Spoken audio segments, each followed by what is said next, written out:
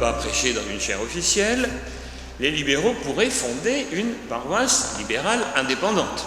Comme il y en a toute une série, l'Église libre, l'Église de l'Étoile à ce moment-là qui est fondée par Eugène Bercier, etc. Mais si les libéraux fondaient une paroisse indépendante, ça serait d'une certaine façon donner raison aux évangéliques parisiens qui soutiennent que l'attitude de Tannès Cochrel fils lui interdit de prêcher dans une église réformée, en raison de ses choix doctrinaux et surtout de son attitude vis-à-vis du consistoire, parce qu'il refuse absolument de s'expliquer sur sa doctrine. Donc il refuse une paroisse libérale indépendante. Et avec l'aide de libéraux fortunés, il loue des salles où Tannès Cochrel fils et d'autres pasteurs libéraux prêchent le dimanche matin en choisissant justement exactement la même heure que les temples réformés officiels. Il souhaite évidemment que les protestants libéraux de Paris puissent bénéficier de la prédication d'un nombre non négligeable de pasteurs. Ils organisent aussi des cours de catéchisme pour les enfants des membres libéraux qu'ils souhaitent. Et à la fin de l'instruction religieuse, comme ce n'est pas une paroisse indépendante, ces enfants sont reçus par les pasteurs libéraux officiels, parce qu'il y a encore des pasteurs libéraux dans l'église concordataire. Donc, voyez-vous, une salle de prédication. En fin des années 60, il y en a plusieurs, mais le libéralisme parisien connaît quelques difficultés. Finalement, en 1882, reste seulement la salle Saint-André. Et les libéraux tiennent à ce que ce ne soit pas une paroisse. Parce que, comme cela, ils affirment ce qui leur tient particulièrement à cœur à ce moment-là, c'est le droit d'être membre de l'Église réformée, d'être pasteur de l'Église réformée, sans adhérer à une déclaration de foi. Et particulièrement en refusant la déclaration de foi de 1872. Alors, cette salle Saint-André, elle ne se maintient pas très longtemps. Et elle disparaît en 86. Cela pour plusieurs raisons. D'abord parce qu'en 82, les libéraux sont parvenus à prendre le contrôle de la paroisse de l'Oratoire. Ils ont donc pu faire nommer un pasteur, Ariste Viguier, ce qui rend moins utile la salle Saint-André. Et par exemple, quand Viguier prêche à l'Oratoire, la salle Saint-André est fermée pour que tous les libéraux parisiens puissent se retrouver au pied de la chaire de l'Oratoire. Bon, et manifestement, les auditoires libéraux commencent à diminuer. Et puis, à partir de 83, Charles Wagner commence à rassembler une communauté libérale, une petite rue, la rue des Arquebusiers. Puis, comme il remporte un vrai succès, en 85, il y institue des prédications, d'abord tous les 15 jours. Et puis, les libéraux ont ici une difficulté avec leur pasteur libéral Auguste Dide. Auguste Dide commence à dériver, si je puis dire. Il commence par cesser toute fonction pastorale, fait de la politique, puis deviendra agnostique, voire même va devenir athée, écrivant des textes contre la religion et essayant de faire tout ce qu'il peut pour lutter contre la religion, notamment au moment de la séparation des églises et de l'État. Alors évidemment, ce n'est pas très favorable, bien sûr, vous imaginez tout de suite. Donc la salle Saint-André ferme ses portes, elle est manifestement trop grande, et en 87, les libéraux louent une autre salle à la Société de Géographie, qui existe toujours, vous savez, boulevard Saint-Germain, il y a toujours une salle de la Société de Géographie, mais il n'y a plus de pasteur à demeure. Sans doute les libéraux de Paris n'en ont plus les moyens. Et c'est l'un des pasteurs du Havre, Ernest Fontanès, qui vient prêcher quand il n'y a pas de pasteur libéral qui prêche à l'Oratoire. Et puis, là encore, ça diminue. En 1902, la salle de géographie cesse d'être un lieu de culte libéral, et il ne reste plus donc que la paroisse indépendante de Charles Wagner, boulevard Beaumarchais d'abord, puis ici, ce qui est à l'époque la rue d'Aval. Bon, voilà donc l'organisation libérale extérieure à l'Église réformée. Il y a aussi une Église protestante indépendante, d'un pasteur indépendant totalement d'origine baptiste, Osée Foulquier, qui fait de l'évangélisation à Auteuil. On a un peu de mal à l'imaginer aujourd'hui, mais Auteuil, à ce moment-là, c'était des pauvres ouvriers des chemins de fer qui vivaient quasiment dans des cabanes. Maintenant, Auteuil a un peu changé. Et donc, il fait de l'évangélisation en milieu ouvrier, et il inaugure un modeste lieu de culte en bois, qui deviendra l'église évangélique d'Auteuil, puis la paroisse d'Auteuil. Bon, il y a aussi des œuvres d'évangélisation. Les œuvres d'évangélisation, je vois que je parle pas assez vite. J'en dis trop, alors je résume. Donc des œuvres d'évangélisation, il y a d'abord la Société évangélique. La Société évangélique qui, comme son nom l'indique, est très fermement évangélique, justement, et qui a donc des stations d'évangélisation, comme on en a un petit peu partout, et elle a deux chapelles à Paris, une avenue Le Rollin et l'autre rue Saint-Maur. Il y a aussi la mission McHall, ou Mission populaire évangélique. Robert McHall est un pasteur congrégationaliste anglais qui vient à Paris comme touriste dans l'été 1871. Sans doute aussi pour voir ce que c'est que ces sauvages parisiens qui viennent une fois de plus de se massacrer. 5 000 morts en 1848 au moment des 3 journées de juin, 10 000 morts pour les 6 journées de la Commune de Paris, enfin de la semaine sanglante. Bref, ce peuple parisien qui non seulement ne cesse de se massacrer ou de se faire massacrer par les autorités, mais en plus qui est très violemment anticlérical. Vous savez que la Commune a tout de même fusillé l'archevêque de Paris qui était tenu comme otage. Donc on vient voir ces sauvages français en quelque sorte. Et McHall visite en particulier les quartiers populaires. Et le 18 août, il l'a raconté, dans une rue du quartier de Belleville, il croise un ouvrier qui lui dit « Dans ce quartier, qui contient des ouvriers par dizaines de mille, nous ne pouvons accepter une religion imposée. Mais si quelqu'un voulait nous prêcher une religion d'un autre genre, une religion de liberté en même temps que de réalité, beaucoup d'entre nous seraient prêts à l'accepter. » Il y voit un appel de Dieu, quitte sa paroisse d'Angleterre, arrive à Paris, fonde la mission évangélique aux ouvriers de France, dite mission McHall, devenue ensuite mission populaire évangélique. Indépendante de toute église, en fait, il est clair que McHall, qui est un Britannique, raisonne en britannique, bien sûr. Or, il sait bien, comme tous les Anglais, qu'une grosse partie de la classe ouvrière britannique est restée fidèle au christianisme en raison d'une évangélisation indépendante de l'Église anglicane, essentiellement les Wesleyens, les méthodistes, essentiellement, et les autres non-conformistes. Et donc, il pense que pour gagner les ouvriers français au christianisme, il faut aussi agir dans le cadre non officiel, en quelque sorte. Donc, il ouvre des salles McHall, qui sont des salles de prédication, de conférences, d'action morale et sociale. Il les appelle des réunions populaires d'évangélisation.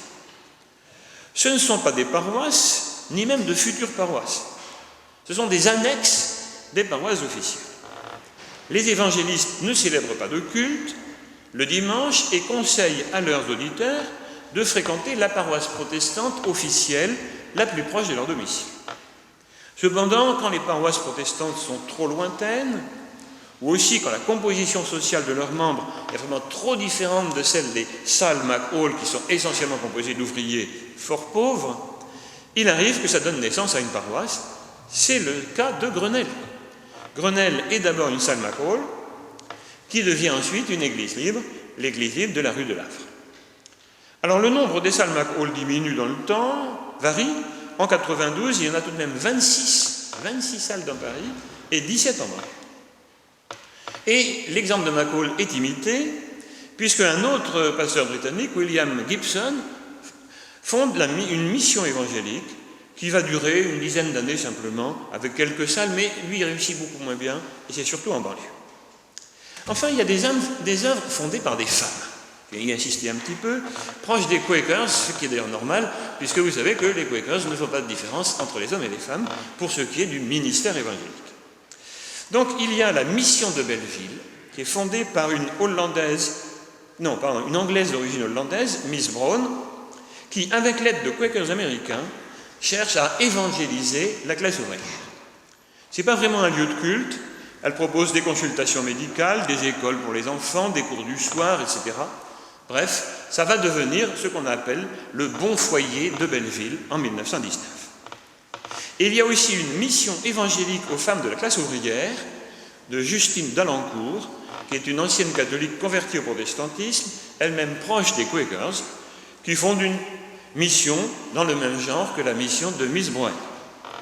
Et notez tout de même qu'en 88, elle fonde une école pratique pour les évangélistes femmes, dans le but de faciliter aux femmes pieuses, encore sans expérience, l'exercice de leur don pour l'évangélisation. Donc vous voyez, une œuvre en quelque sorte féministe.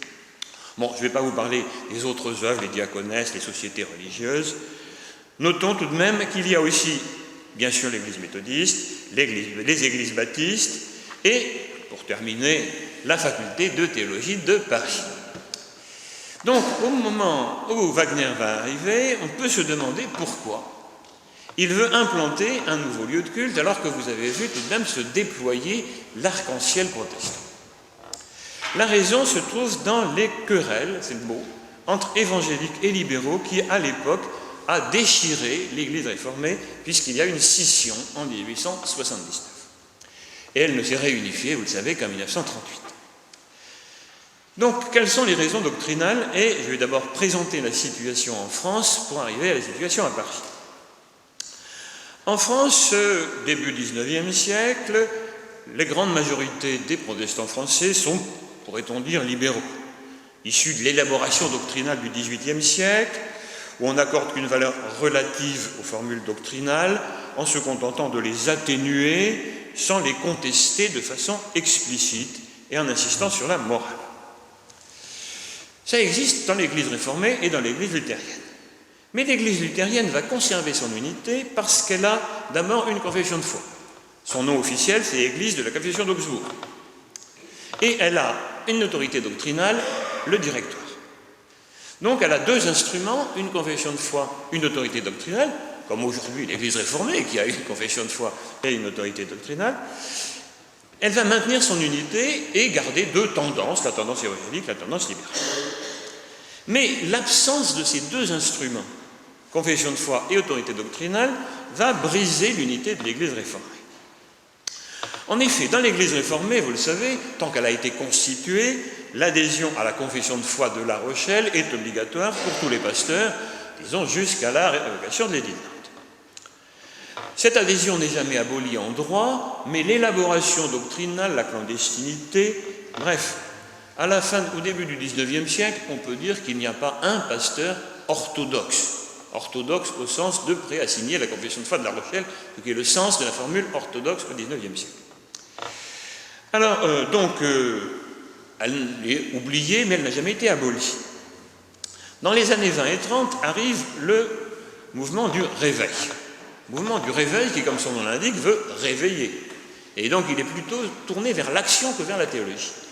Mais il a aussi une volonté de remettre en honneur les formules doctrinales des réformateurs. Ce réveil gagne des adeptes, et dans les années 40, ils prennent l'habitude de s'appeler eux-mêmes les évangéliques, surtout après 1846, la fondation à Londres de l'Alliance évangélique. Mais il n'y a pas encore de camp fermement constitué. Il y a des évangéliques extrémistes, donc attachés à la lettre des confessions de foi, et puis il y a les évangéliques modérés et les libéraux modérés. Qu'est-ce que c'est qu'un évangélique extrémiste? Charles Wagner, j'emprunte ça à son journal, en a laissé une description d'un de ses condisciples de l'université de Strasbourg dans les années 70, mais ça n'a pas beaucoup changé. Quel camarade cordial, quel chrétien à sa manière. Il regardait comme un véritable païen quiconque ne se rangeait pas sous son oriflamme.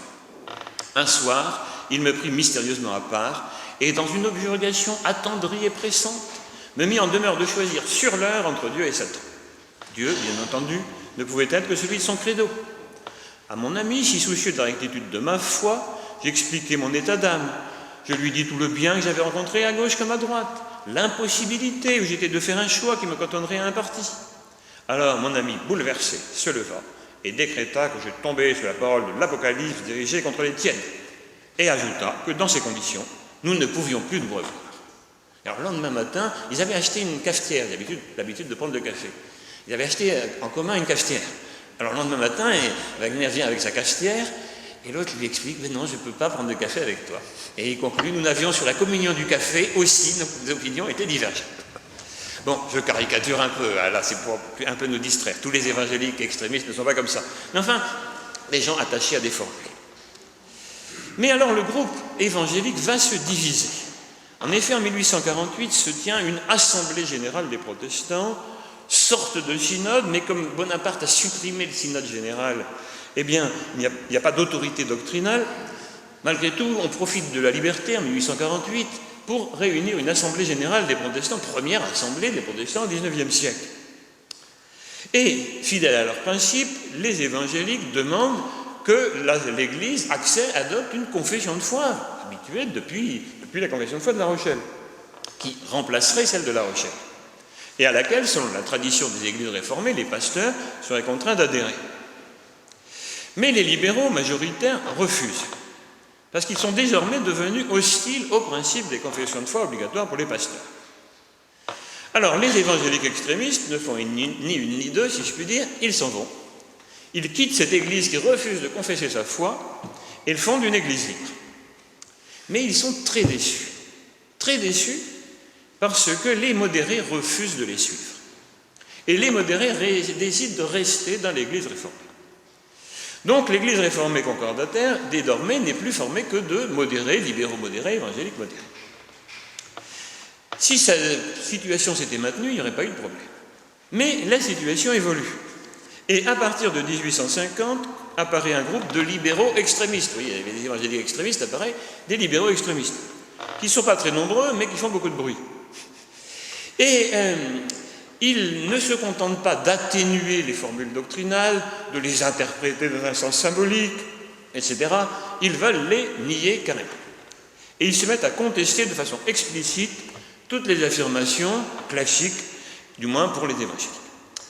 Donc, vaste querelle, les libéraux extrémistes, du moins les pasteurs libéraux extrémistes, ont-ils le droit de continuer à prêcher cela, alors que les évangéliques, même les modérés, disent que, c'est une formule de l'époque, c'est entièrement destructeur de la foi chrétienne et de l'Église réformée.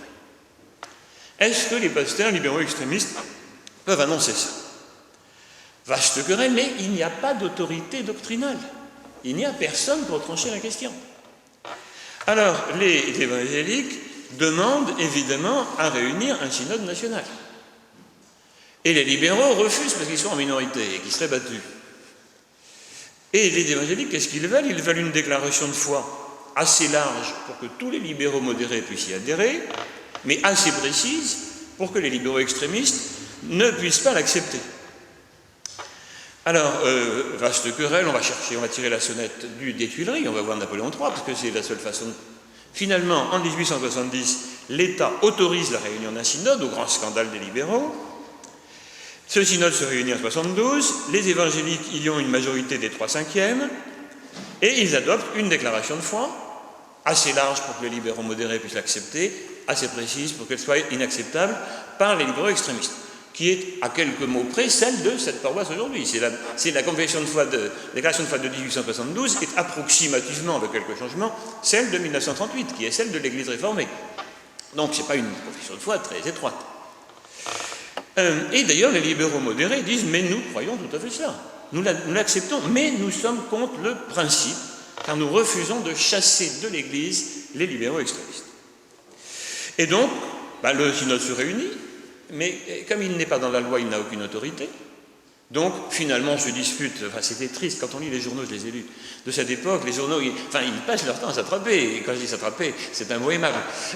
Et donc, il y a un pasteur qui a traité la déclaration de foi du synode d'élucubration. Bon, c'est une déclaration qui est quasiment celle de notre Église réformée d'aujourd'hui. Vous voyez, c'est vraiment... c'est un peu triste de dire tout ça. Bref, en 79, un schisme brise l'unité de l'Église réformée. Les synodaux, les évangéliques, constituent donc des synodes officieux, avec les 2/3 des paroisses environ. Les libéraux, avec 1/3 des paroisses, réunissent non pas des synodes parce qu'ils sont contre le synode, les assemblées libérales. Mais alors, presque paradoxalement, en 79, au moment où se fait le schisme, les conditions de la réunification sont presque réunies. Ça a l'air paradoxal, on ne se réunira qu'en 1938. Mais c'est que quelle est la cause du schisme? La cause du schisme, c'est l'existence de libéraux extrémistes, proches de la libre pensée. Or, dans ces années 70-80, pratiquement tous ces libéraux extrémistes s'en vont, sans être chassés par personne, comme Auguste Dide, dont je vous parlais tout à l'heure, qui est parti de son propre mouvement. La plupart s'en vont tout seuls. Et donc, on se retrouve, voyez-vous, en 1880, un peu comme en 1848. C'est-à-dire qu'il y a des libéraux modérés, dont Charles Wagner est un excellent exemple, et des évangéliques modérés. Mais alors me direz-vous, mais alors pourquoi ils ne se réunissent pas? Mais je crois que c'est parce qu'ils se sont tellement disputés, Ils se sont tellement battus, ils se sont tellement... On a l'impression de dire des hommes politiques, si vous voulez. Je suis méchant, mais pour les hommes politiques, mais la bonne foi n'est peut-être pas la meilleure qualité. Ils sont tellement disputés qu'il faudra plus d'une génération pour qu'on s'aperçoive plus toute l'évolution de l'élaboration théologique du XXe siècle, la guerre de 14, qui va changer complètement les choses, etc. Mais ils se sont tellement disputés que même au moment de la séparation des églises et de l'État, où là encore, ils sont assez proches, enfin, pour l'historien qui dit ça un siècle plus tard, on les trouve assez proches les uns des autres, sauf quelques extrémistes naturellement, mais en moyenne. Mais non, c'est pas possible, ils se sont trop disputés pour se réunifier comme ça. Alors pour la situation à Paris, puisqu'il faut quand même que j'explique pourquoi Charles Wagner a fondé cette église, eh bien, les libéraux se croyaient en majorité. Et donc, en 1852, le pasteur Athanase Coquerel, qui est bien vu du pouvoir, obtient qu'on change la façon de choisir les conseillers presbytéraux. Ils vont désormais être élus au suffrage universel. Avant, ils étaient élus par les plus riches. Suffrage universel. C'est masculin, bien sûr, mesdames, suffrage universel masculin. Et puis, il faut avoir 30 ans. Enfin, bon. Parce qu'il est convaincu que les libéraux sont majoritaires. Enfin, ce n'est pas la seule raison, mais c'est une des raisons. Malheureusement, dès les premières élections, les libéraux sont en minorité. Alors, bon, donc ils sont un petit peu déçus, mais ils choisissent aussi, nous l'avons fait tout à l'heure, de solidariser les modérés avec les extrémistes. Donc ils font une affaire de principe.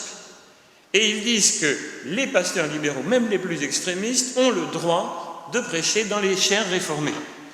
Et donc régulièrement, un pasteur libéral, lui-même modéré, parce que la plupart des pasteurs de Paris sont des modérés, demande à un jeune suffragant extrémiste de le remplacer dans la chaire, au grand scandale évidemment des évangéliques. Si bien qu'à partir des années 60, la majorité évangélique du conseil presbytéral refuse de nommer quelque pasteur libéral que ce soit. On garde les anciens, bien sûr, ils vont vieillir peu à peu, mais on ne nomme plus de pasteur libéral depuis après 1860. Le dernier nommé, c'est en 1860. Alors, les pasteurs libéraux vieillissent, demandent un suffragant, et choisissent comme suffragants les plus extrémistes, notamment Auguste Dide, dont je vous parlais tout à l'heure. Évidemment, le conseil presbytéral refuse. Chacun, il fait une question de principe. Le principe, c'est vrai, alors, oui, c'est des hommes excellents, mais ils défendent leurs principes des deux côtés.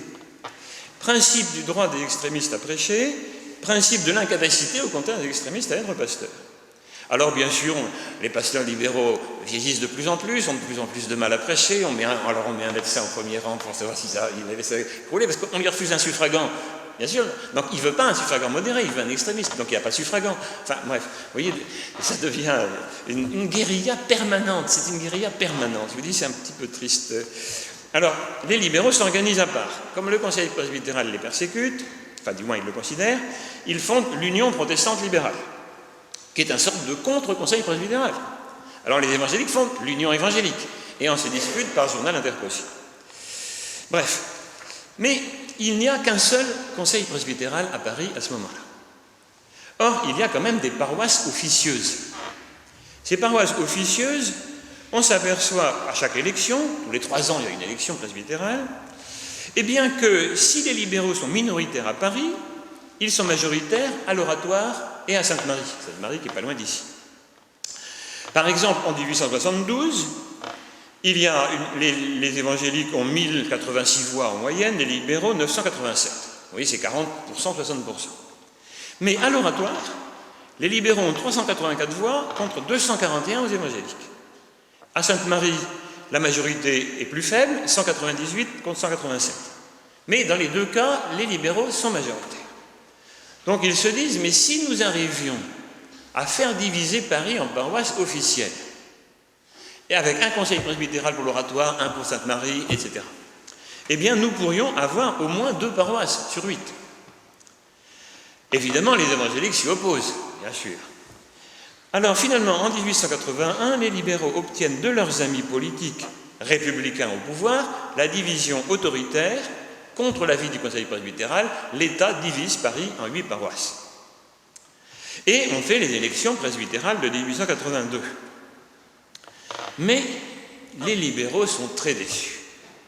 Ils ont perdu beaucoup de voix en 10 ans. Beaucoup de voix en 10 ans. À l'Oratoire, ils ne l'emportent que d'une courte tête. 215 voix contre 201, et ils perdent très largement à Sainte-Marie. Là, ils n'ont plus que 129 voix contre 226 aux évangéliques. Donc, baisse d'influence en 10 ans, vous le voyez, très nette des libéraux à Paris. Principale raison, du moins c'est mon interprétation, c'est le départ progressif des pasteurs libéraux extrémistes qui a quand même troublé l'électorat paroissial. Mais les dirigeants libéraux ne l'entendent pas de cette oreille et ne renoncent pas à l'idée de reconquérir la paroisse de Sainte-Marie. Alors donc, ils décident d'effacer leur défaite électorale et de nommer de leur propre chef un pasteur pour Sainte-Marie. Ils ont perdu les élections, mais ils décident, on va quand même nommer un pasteur, officieux évidemment, à Sainte-Marie, qui sera chargé de faire de la propagande électorale. Enfin, c'est le moment où vous avez des tracts. Si vous voulez la liberté, votez pour les libéraux. Si vous voulez défendre l'Évangile, votez pour les évangéliques, etc. Enfin, on distribue ça à la sortie des temples. Enfin. Bon, donc, on va essayer de s'occuper, évidemment, des paroissiens libéraux de Sainte-Marie, mais aussi de tenter de faire la conquête. Et c'est pour ça qu'il recrute Charles Wagner, en juin 82, vous voyez, 3 mois après les élections, pour lui demander, comme il l'écrit lui-même dans son journal, d'être l'agent électoral, c'est le mot qu'il utilise, l'agent électoral des libéraux dans la paroisse Sainte-Marie.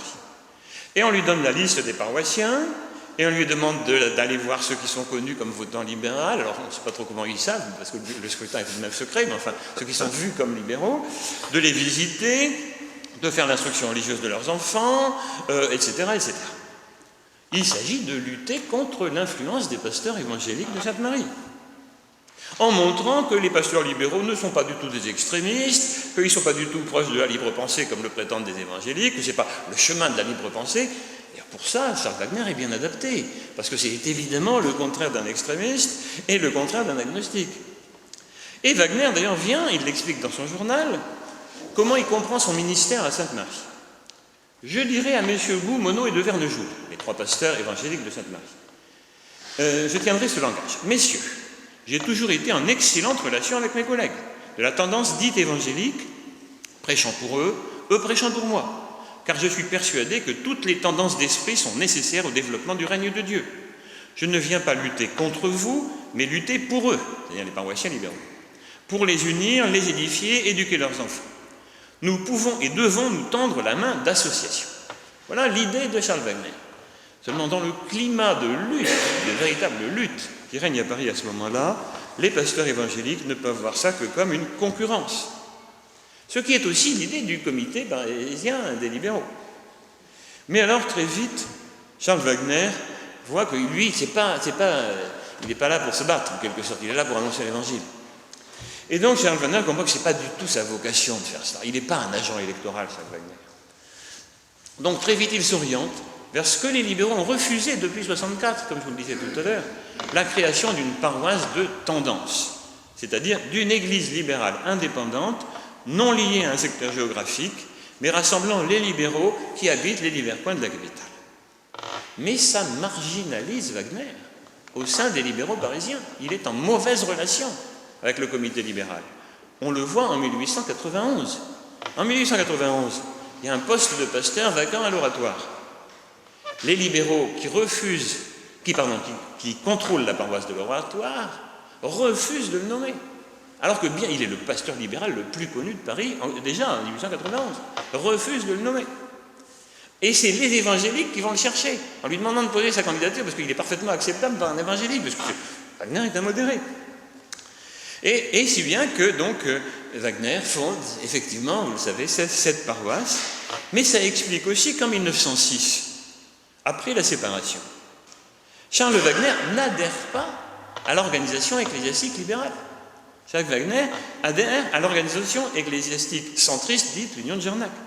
Et si vous avez la curiosité de regarder l'annuaire protestant de 1910, l'œuvre fondée par Charles Wagner s'appelle, je cite, Église réformée évangélique libérale, Église réformée évangélique libérale du boulevard Beaumarchais. L'association de ces deux termes étant probablement choisie pour souligner la tonalité centriste de l'entreprise. Mais, comme disait Kipling, ceci est une autre histoire. Je vous remercie.